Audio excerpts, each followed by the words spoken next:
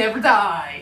Hello guys and welcome back to Dylan's Little Hobbies, and in today's video we are going to be talking about none other than Season 5 of Cobra Kai. Of course, we will only be reviewing the first half, episode 1 through 5 of Cobra Kai. So, with that said, stay tuned next week for sure, because I will also be reviewing the later half of the season as well.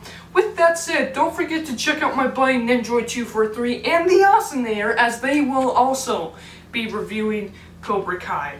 So, with that said, let's go ahead and get into what is absolutely just a blast of a show.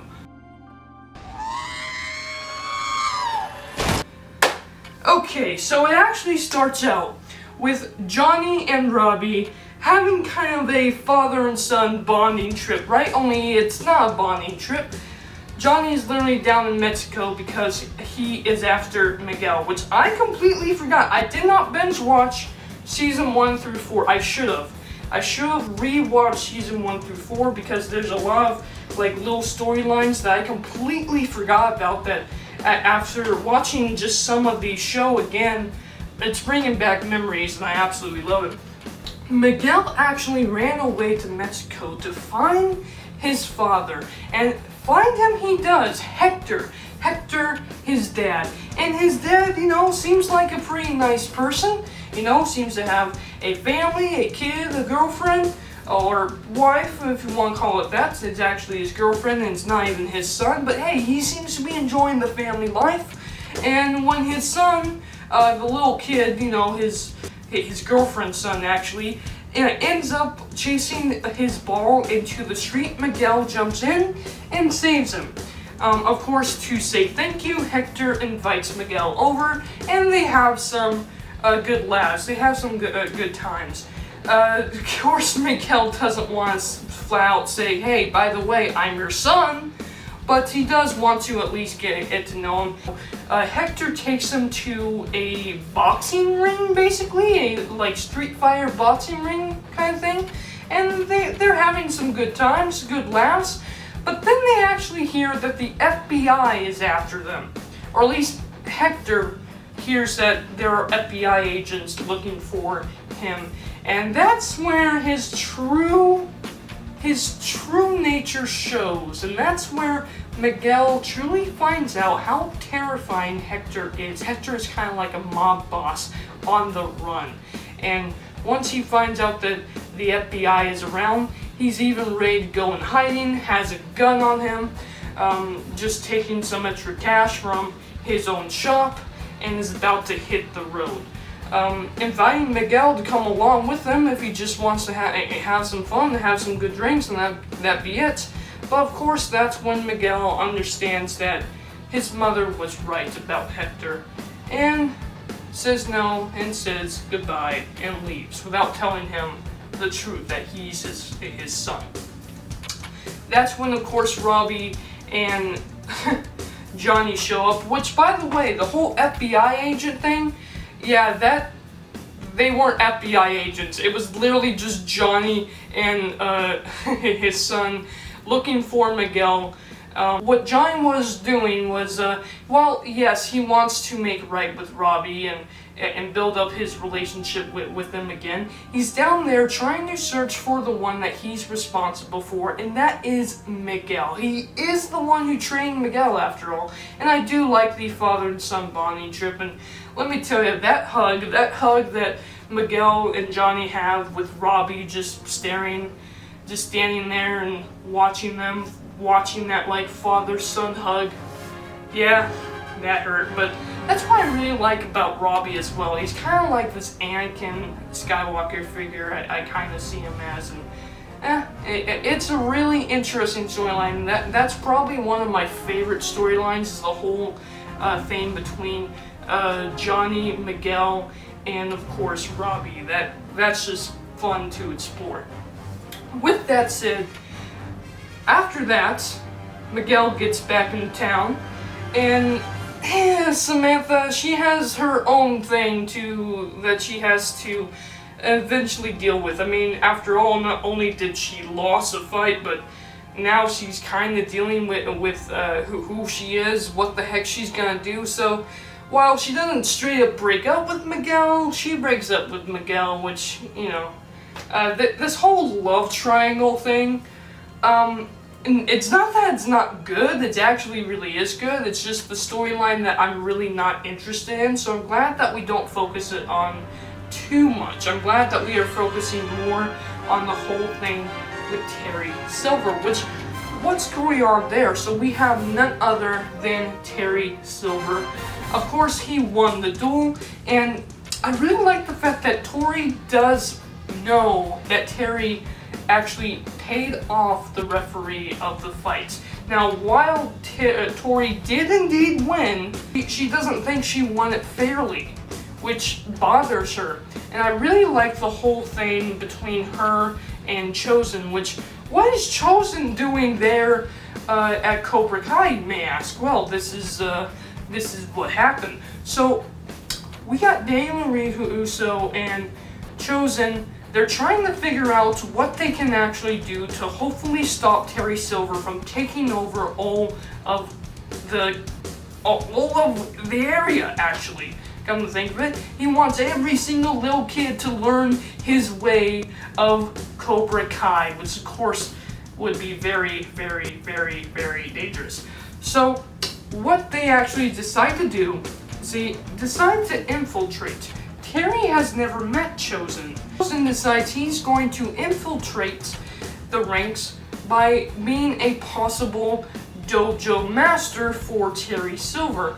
And that's where he comes in. That's where he actually talks to Tori and gives Tori some good advice. And that's where Tori actually confronts Terry Silver about what happened. I love that scene. That was all great.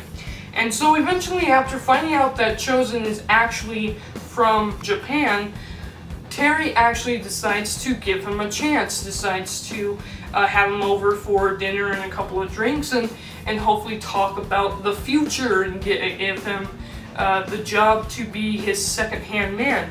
Only, here's the thing, and I found this really interesting. Terry Silver, because he was in Japan, because he knows of a certain toast that only his side of Japan would give, he actually figures out that Chosen is actually working for Daniel LaRusso because Chosen didn't give the right toast like he would if he was actually from that part of Japan. So that's where Terry Silver figures out that Chosen is lying to him. I liked that whole scene. I liked how he figured that out. Oh, and by the way, the fight that Chosen has with the rest of the potential dojo masters and beats them all, that was actually really awesome to see. That was really awesome to see. Of course, that's when Terry threatens both Chosen as well as Daniel LaRusso.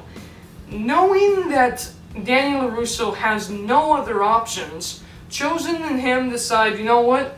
We need some help. Who else can we actually go to hopefully fight off Terry Silver? And then they remember Terry Silver actually had a friend back in the day. Let's actually go see him. And they actually go and find none other than Mike Barnes. And we find out what Mike Barnes is up to. And I really like this because we're actually just seeing these old characters, the old villains, and we're actually giving them, you know, some really good character development and finding out his backstory. And basically his whole thing was, after he lost the fight, you know, he had to give up fighting, which is all he ever knew, until one day he just gets some random job and meets his future father-in-law, ends up marrying her, and he shows him that he can actually use his hands for something more than just fighting.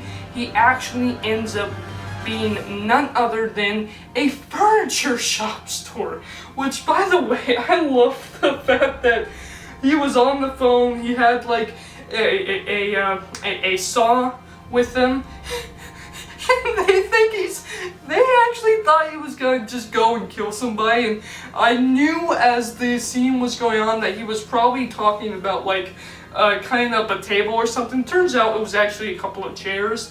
I found the whole scene hilarious. It turns out that he is actually just an owner of the furniture shop now, which is great.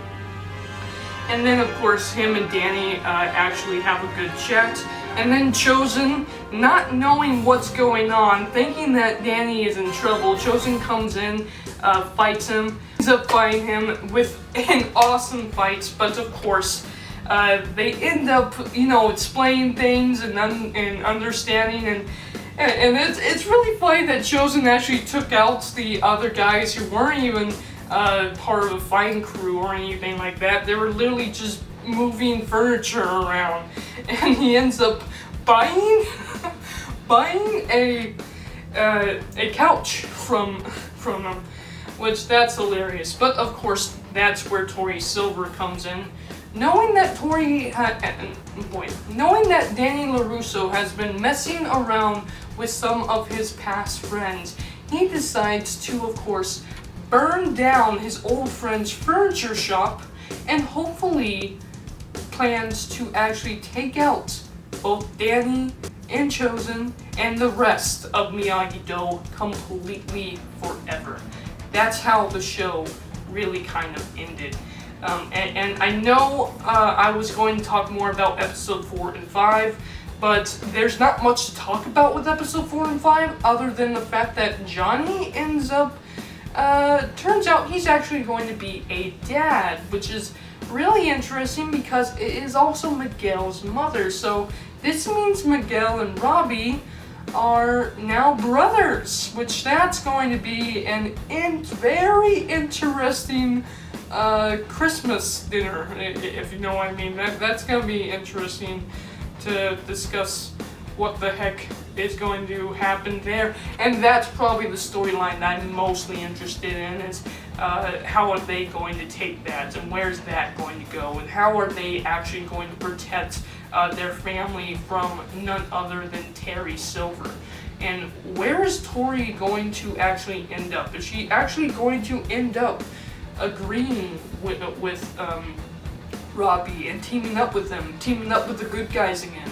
It's going to be interesting to see where this whole storyline goes. I cannot wait to find out more about Cobra Kai. So with that said, I must admit, every single episode I gave a 9 out of 10. The only reason why I don't give it a 10 out of 10 is because I rarely ever give anything a 10 out of 10.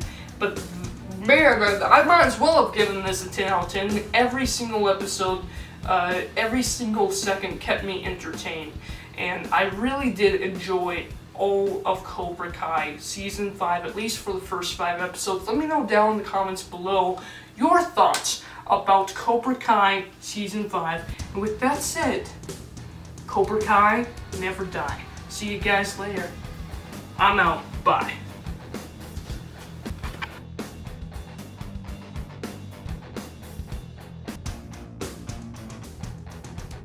Subscribe to Dylan's Little Hobbies right now.